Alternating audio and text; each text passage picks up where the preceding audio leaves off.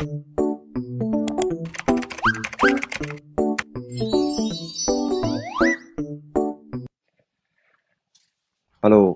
I'm Sangman Cho. Today, I'd like to talk about the things I felt while starting my own business. And also, I recently spent 3 months in the US.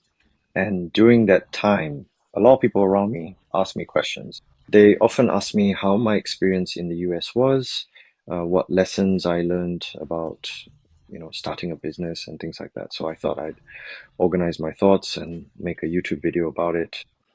I'm just gonna talk freely without any script or anything. Um, yeah, so I'm going to try to make it feel a bit like a live broadcast. Okay, first to briefly introduce myself, where should I start? So previously I worked in AI research and development at a company called Intel Korea. And before that, I researched medical artificial intelligence at Seoul Asan Medical Center. And before that, when I was doing my master's degree, I was also involved in AI research. So I mainly worked on things like facial recognition. So at Assam Medical Center, Intel, during my master's, and even as an undergraduate, I focused primarily on research and development in the field known as computer vision. Um, since I'm briefly introducing myself, I'll just say that I used to be a complete ENFJ, but now I've become an ENTJ. I'm definitely an E. So I really love meeting people, and I'm someone who truly enjoys the positive influence that comes from people getting together. So in the past, I even started my own book clubs, and I also worked several times as a partner host at a place called Trevari. During my master's program, I gathered people interested in deep learning and organized several study groups for joint study. Yes, that's a brief introduction about myself. It's been about a year since I started my own business, and although I haven't found success yet, I'm working hard and still figuring things out. Yes, so first, I think it would be good to talk about why I decided to start my own business. When I first said I was going to start my own business, both my parents and my friends asked me a lot about why I wanted to do that when I already had a good job. So I thought this topic might be helpful for those who are dreaming of starting their own business in the future, which is why I decided to talk about it. If I go back to my high school days, I wasn't particularly good at studying, but I did enjoy solving math problems, and I think I was pretty good at it in my own way. First of all, I come from a liberal arts background, and I don't have any connection to this school. Yes, I was from the liberal arts track, but I applied across tracks and ended up going to an engineering college. In fact, I went to a school called Seoul National University of Science and Technology. But then, as the school transitioned into a regular university, I was in a department called media engineering.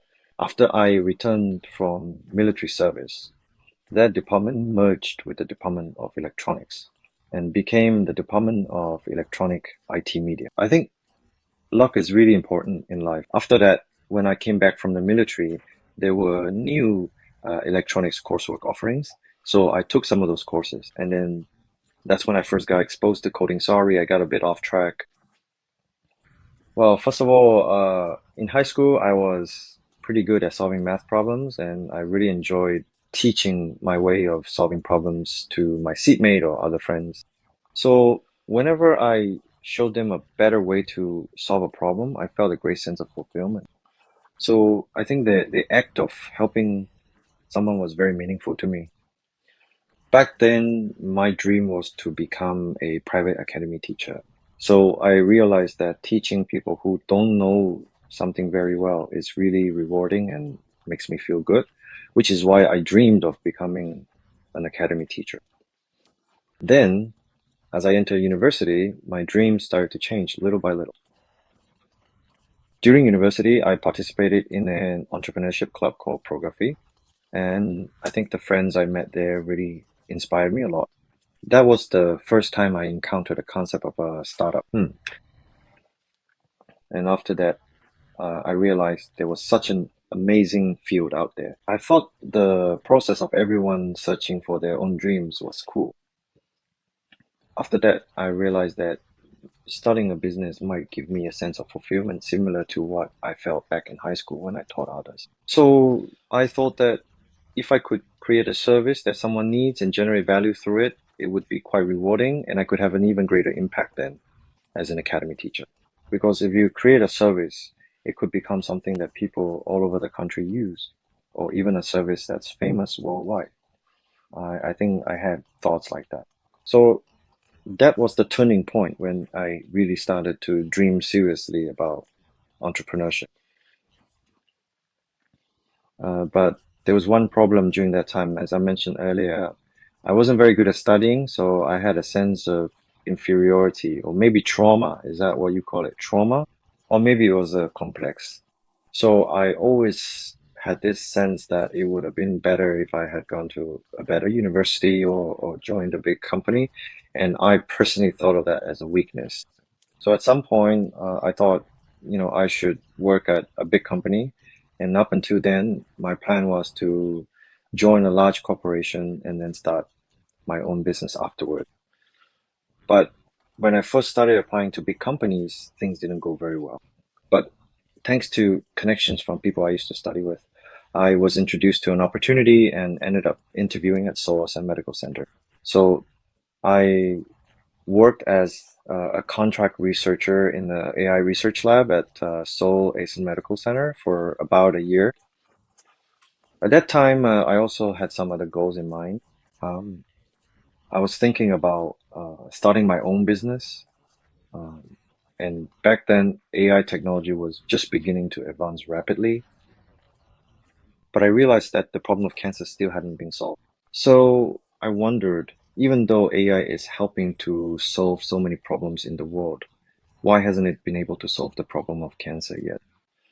At that time, my aunt also had a serious issue with cancer. So I thought that solving this kind of problem would be a great help to the world.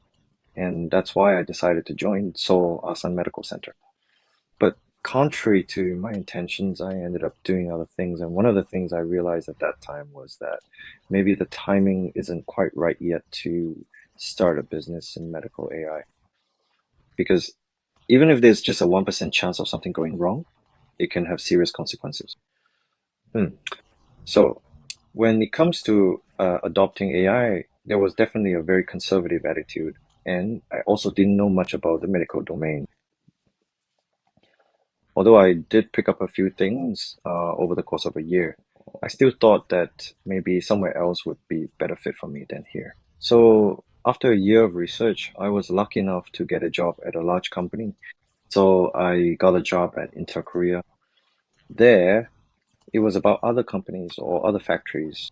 So, although they weren't very good at using AI yet, we were developing toolkits to help places like factories or hospitals that wanted to adopt AI use it more easily. At that time as well, I mainly did research in the field of computer vision. At first, unlike what I had expected, I thought I would just work for 1 year and then immediately start my own business. But once I actually started working, it was different than I thought. It felt like I was gaining more recognition, and the way people around me looked at me also changed a lot. So the salary was good, and because of various factors, I think it wasn't easy for me to quit. So the plan to leave after just a year ended up turning into working there for about 3 years. I thought if I keep putting off starting my own business like this, it will only get harder and harder to actually make that choice in the future. The older I got, the more I thought that way. So I made a bold decision and chose to start my own business without any preparation at all. At the time, my manager and people around me said, "Why didn't you prepare a bit more before quitting?" But I tend to just jump into things first, which isn't necessarily a good thing. So I decided to quit my job, thinking that I should focus on starting my own business.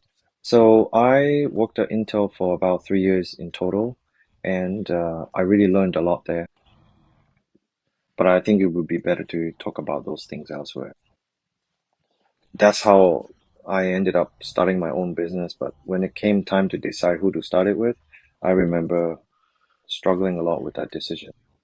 At that time, I thought it would be a good idea to find a co-founder by living together with other entrepreneurs at a place called Nonce, where startup founders live together.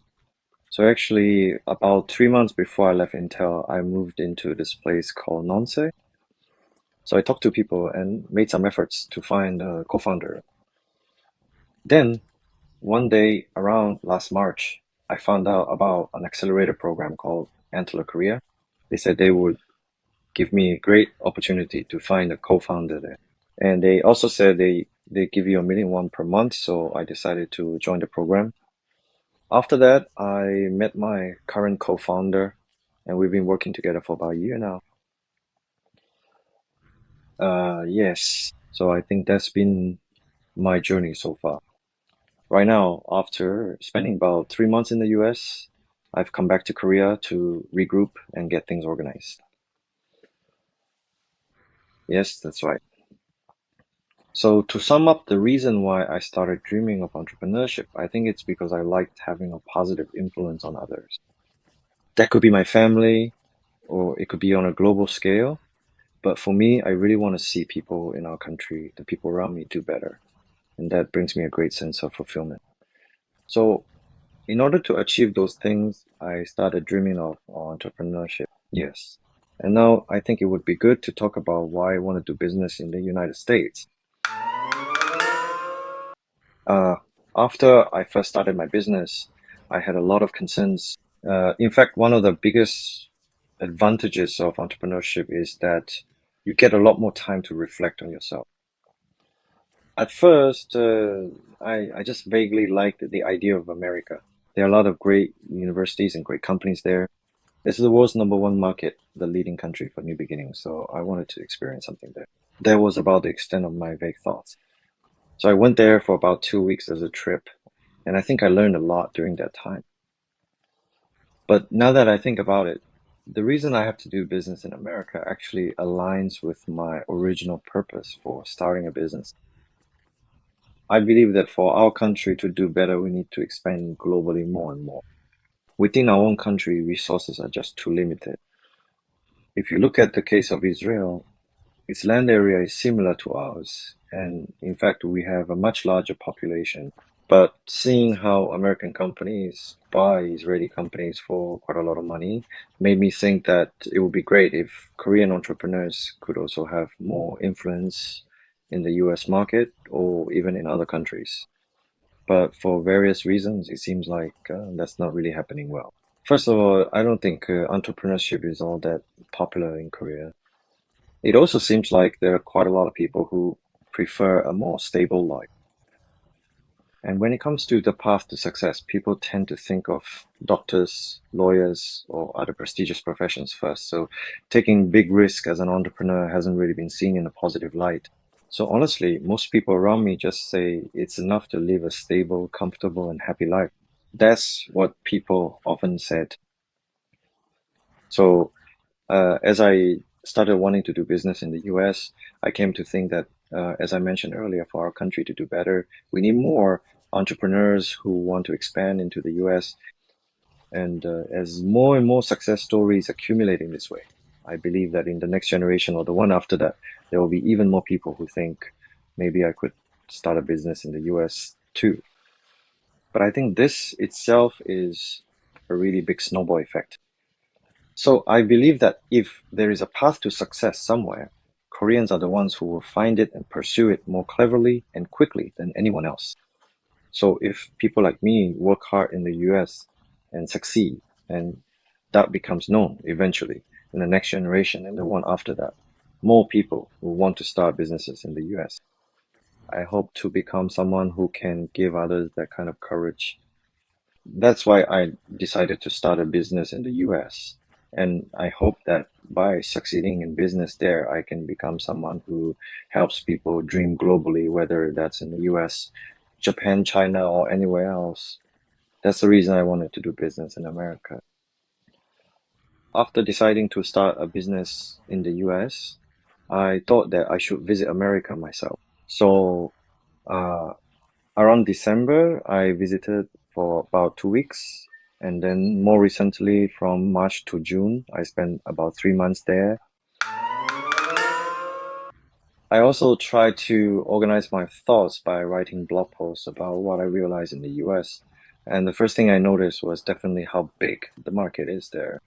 So in the US, you might have heard of it. There's a place called Chipotle that sells Mexican grilled food, and its market capitalization is about 100 trillion won. In the US, even this somewhat more niche Mexican grill restaurant, though it's a chain, has a market capitalization close to 100 trillion won.